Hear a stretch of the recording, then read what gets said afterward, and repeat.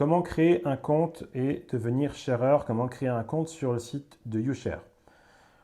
Vous allez tomber donc effectivement sur ce lien-là, sur ce site-là.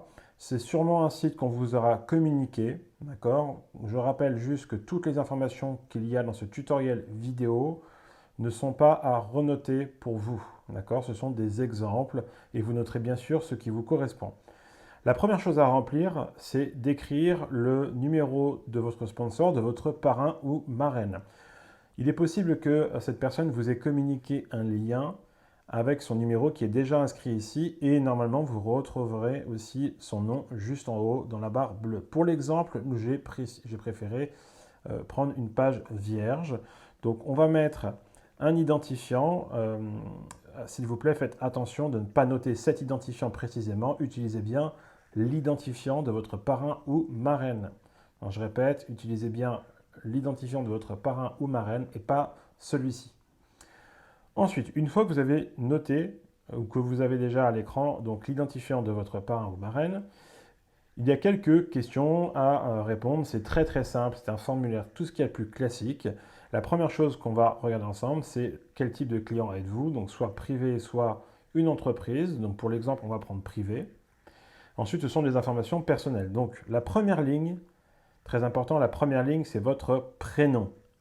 Donc la première ligne sur name, c'est votre prénom. Pour l'exemple, on va dire que vous vous appelez Jacques. La ligne d'en dessous, c'est votre nom de famille. D'accord? Donc pour l'exemple, on va donner Jacques Rousseau. Ensuite, des informations sur votre sexe. Donc Jacques Rousseau est un homme. Et ensuite, on va choisir sa nationalité. Donc la nationalité, vous avez 3 choix possibles. Le premier choix, c'est si vous êtes italien, que vous êtes un citoyen italien. La deuxième chose, c'est si vous avez donc une carte italienne comme une carte de séjour, un titre d'identité, mais vous êtes quand même étranger. Et le troisième, c'est dans la majorité des cas celui qu'on va choisir. Foreign veut dire étranger. Donc si vous êtes autre que italien, vous pouvez donc choisir foreign. Ensuite, votre date de naissance. Donc on va dire que Jacques est né le 1er janvier 1970. Birthplace, c'est votre pays de naissance. Donc, YouShare est une société italienne, ce qui fait que beaucoup de choses sont en italien, d'accord? Donc, par exemple, Jacques est né en France. Donc, pour France, on va juste mettre les 3 premières lettres du pays et il a retrouvé Francia. Donc, je sélectionne. Sur cette case-là, on met tout simplement le numéro de la carte d'identité.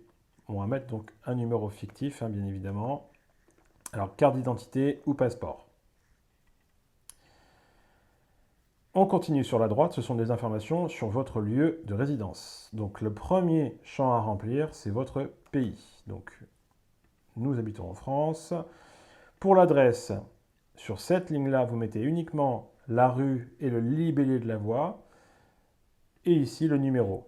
En exemple, on va mettre qu'il habite rue de la Tour Eiffel et qu'il y habite au numéro 5. On va mettre le code postal de la ville et la ville. Les informations en dessous. On va se focaliser sur le numéro de téléphone portable puisque vous voyez que seuls les champs ayant les petites étoiles sont indispensables. Donc, je vous conseille toujours de mettre votre indicatif pays pour tout simplement pour avoir donc directement le bon indicatif. Et votre email. Alors, toc. Pour l'exemple, j'ai créé un mail pour Jacques. Donc, ça sera très important de mettre le bon email. Mettez bien un mail sur lequel vous avez accès. On continue. Donc, à gauche, nous devons choisir un mot de passe. Donc, on va mettre un mot de passe. Et vous répétez le mot de passe ici. OK. Vous pouvez bien évidemment cliquer ici sur Show pour voir le mot de passe que vous saisissez. Ensuite, sur la droite, vous avez donc des informations sur les commissions, sur le transfert des commissions. Donc, vous pouvez noter ici votre IBAN, votre RIB, tout simplement votre IBAN. Je vous conseille pour l'instant de laisser ça vide. Vous pourrez le remplir après, quand il sera temps d'aller regarder les commissions et d'aller retirer vos commissions. Donc vous pouvez très bien pour l'instant laisser ça, il n'y a aucun problème. Laissez ça vide. Pour l'exemple, je laisse vide. Ensuite, vous descendez toujours, vous avez quelques petites checkbox à checker tout simplement. Hein. Vous cliquez dessus, vous remplissez.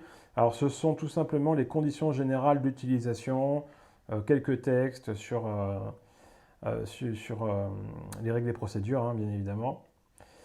Je continue, je descends. Je fais la même chose ici. Donc j'accepte un petit peu partout, là où je dois accepter. Et une fois que c'est fait, j'ai juste à cliquer sur Concludi, donc qui veut dire valider, hein, bien évidemment. Ça tourne tout seul et vous allez voir qu'à un moment donné, on a le message que l'inscription est bien complétée et bien finalisée. Alors, ensuite à ça, vous allez recevoir 2 mails. Vous allez recevoir 2 mails. Le premier, comme quoi effectivement vous êtes un shareur avec votre numéro de commande de shareur. Et celui qui va nous intéresser, c'est celui-ci. Welcome to. Pourquoi dans ce mail-là, vous avez donc, quand vous descendez, en rouge, votre identifiant YouShare, votre numéro YouShare qui va vous suivre tout au long de votre carrière avec YouShare. Donc, on va faire quoi? On va aller se connecter directement à notre dashboard. Ok, donc vous prenez ce numéro-là, vous le copiez et vous retournez ici. Vous allez sur Login en haut à gauche. Vous collez votre identifiant ainsi que le mot de passe que vous avez noté juste avant. Et vous cliquez sur Login. Super, donc vous êtes dans votre dashboard. L'inscription s'est bien déroulée. Vous choisissez ici la page, la page d'accueil, donc vous mettez shareur. Quelques messages de la société, vous pourrez les lire bien évidemment après, donc vous pouvez cliquer sur Close. Et voilà, votre dashboard est ouvert. On se retrouvera dans un autre tutoriel pour voir comment fonctionne ce fameux dashboard.